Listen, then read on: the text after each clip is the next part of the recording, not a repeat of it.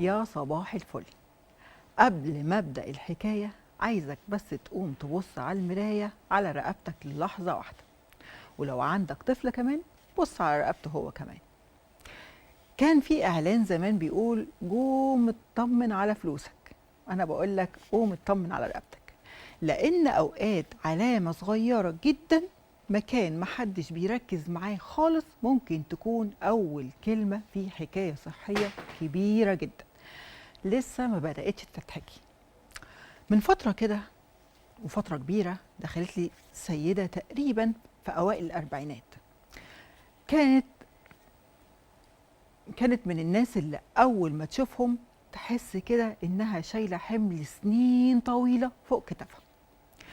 كانت مبتسمة وبتتكلم بهدوء وكل حاجة فيها بتقول أنا بخير، لكن ملامحها كانت بتحكي حكاية تانية خالص، حكاية تعب متراكم وإرهاق بقى جزء من شكلها اليومي، لدرجة إنها نفسها ما بقتش واخدة بالها منه وإن في مشكلة أصلا عندها.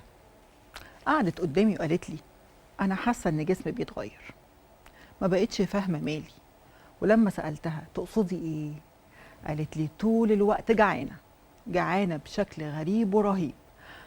أوقات بخلص أكلي وأفكر على طول هاكل إيه بعده، وأوقات أبقى خلاص شبعانة لكن عقلي بيقول لي قومي كلي حاجة حلوة، وكأن في صوت جوايا بيقول لي إيه ده؟ روحي كلي حاجة مسكرة دلوقتي حالا.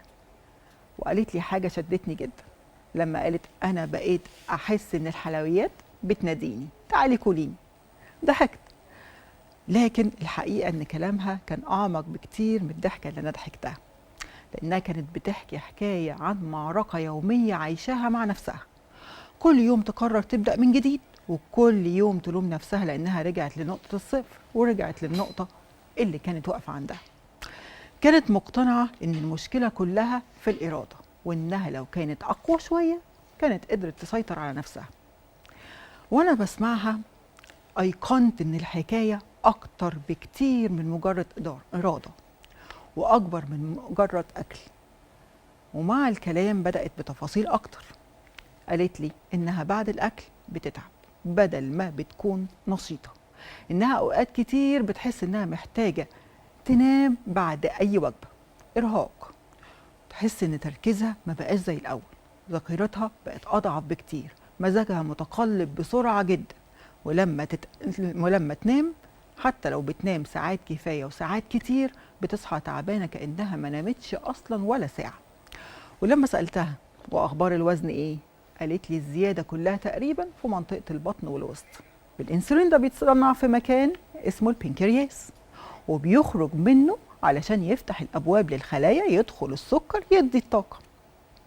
في الظروف الطبيعية العملية دي بتحصل بكل بساطة، لكن مع السنين ومع زيادة الدهون خصوصا الدهون الحشوية في منطقة البطن وقلة الحرقة والسهر والتوتر وارتفاع الكورتيزول لفترات طويلة بتبدأ الخلايا دي استجابتها أقل للأنسولين.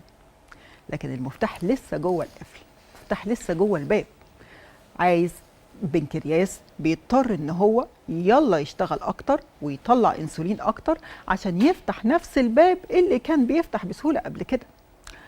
ساعتها بيبدأ مقاومة الانسولين، الجسم اتشبع بالانسولين ومش عارف يدخل جوه الخلايا اللي موجودة دي.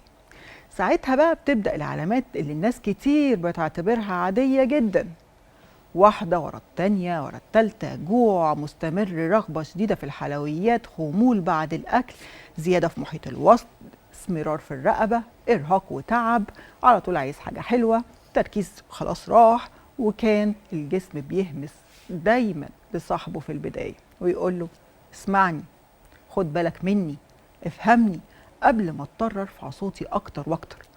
ويمكن أكتر حاجة أثرت فيا وقتها إن أنا كنت شايفة عمرين، شايفة مستقبل قدامي في صورتين مختلفتين تماما.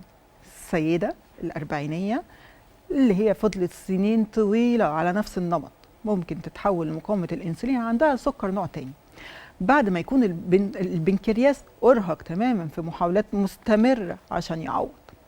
أما الطفل ده قصة تانية خالص، كانت مؤلمة أكتر بشكل مختلف، لأنه لسه في أول الطريق، وكل سنة بتمر وهو ماشي في نفس الاتجاه بنفس نمط الحياة، سنوات إضافية ممكن تزود الضغط على جسمه ويتحول ساعتها لسكر نوع أول. فرصة أكتر للمشكلات الصحية إن هي تظهر بدري عنده. عشان كده مقاومة الأنسولين مش مجرد تحليل، مش مجرد رقم، مش مجرد تشخيص. أوقات كتير جدا بتكون رسالة من الجسم بتقول لنا اسمعوني قبل ما أتعب أكتر، افهموني قبل ما يحصل جوايا حاجات ممكن بعد كده أنت تشيل همها، تحول الهمسات لصرخات. وعشان كده النهاردة مش هنتكلم عن تحليل ولا أرقام ولا حتى تشخيص، هنتكلم قبل ما نتكلم عن الكلام ده كله على حكاية جوه جسمنا لو فهمناها بدري ممكن تتغير وتغير مستقبلنا كله وصحة ولادنا كلها. بعد الفاصل إن شاء الله بيسعدني أن أرحب بضيف الكريم الأستاذ الدكتور مجدي مرشد، وكيل لجنة الصحة بمجلس النواب وأستاذ طب وجراحة العيون، اللي هيساعدنا نفهم الصورة بشكل أعمق ونعرف إزاي نحمي نفسنا وولادنا من مقاومة الأنسولين ومن كل الأمراض اللي ممكن دلوقتي بقت بتظهر بدري عن المفروض يكون السن اللي يكون موجود فيه.